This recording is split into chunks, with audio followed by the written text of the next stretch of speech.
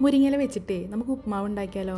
വലിയ ഐറ്റമൊന്നുമല്ല കേട്ടോ, നമ്മുടെ നുറും ഗോതമ്പുണ്ടല്ലോ അത് വെച്ചിട്ട് നമുക്ക് ഉപ്പുമാവ് ഉണ്ടാക്കാം. മുരിങ്ങയില വെച്ചിട്ട് പണ്ട് അംഗനവാടിയിൽ നിന്നൊക്കെ കിട്ടിയിരുന്നതാണ് കേട്ടോ. അപ്പോൾ ആ ഒരു നൊസ്റ്റുവിന് ഉണ്ടാക്കുന്നതാണേ.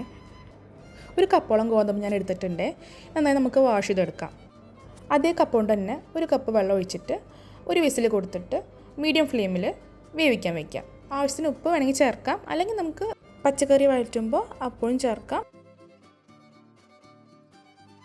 നല്ലൊരു ഹെൽത്തി മീലാണ്. ഇതിൽ ഞാൻ മുരിങ്ങയില മാത്രമല്ല കേട്ടോ ഇടുന്നത്. ഒരു ക്യാരറ്റ്, ബീൻസ്, സവോള, നോർമൽ നമ്മുടെ ഉപ്പുമാവ് ഉണ്ടാക്കുന്ന ബാക്കിയുള്ള ഐറ്റംസൊക്കെ ഞാൻ ചേർക്കുന്നുണ്ട്. അപ്പോൾ നമ്മുടെ വെജിറ്റബിൾസൊക്കെ ഞാൻ കട്ട് ചെയ്തെടുത്തിട്ടുണ്ട്. അപ്പോൾ ഞാൻ എടുത്ത അളവിൽ ഞാൻ ഇത്രയും വെജിറ്റബിൾസ് മാത്രമേ എടുത്തിട്ടുള്ളൂ. അപ്പോൾ നമുക്ക് എത്രത്തോളം നമ്മൾ ക്വാണ്ടിറ്റിയിൽ ഉണ്ടാക്കുന്നു അപ്പോൾ അത്രത്തോളം നമുക്ക് ആഡ് ചെയ്യാം. നമ്മുടെ ഗോതമ്പിൻ്റെ നുറുങ്ങുന്നതിന് വെന്ത് വന്നിട്ടുണ്ട്. ഒരു വിസിൽ കൊടുത്തിട്ടുണ്ടായിരുന്നേ, നന്നായി വെന്തിട്ടുണ്ട്. പെർഫെക്റ്റ് ആണ് കേട്ടോ.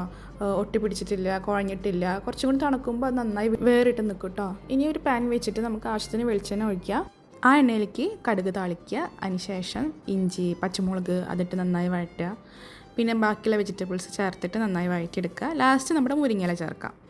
മുരിങ്ങയില ജസ്റ്റ് ഒന്ന് വാടിയാൽ മതി കേട്ടോ, ഒരുപാട് മുരിഞ്ഞ് പോകണ്ട.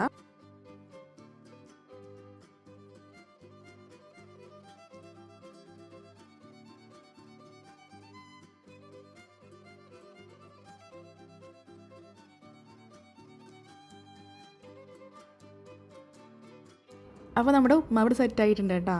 എല്ലാവരും ഒന്ന് ട്രൈ ചെയ്ത് നോക്കുക, അഭിപ്രായം പറയണേ. Okay, by.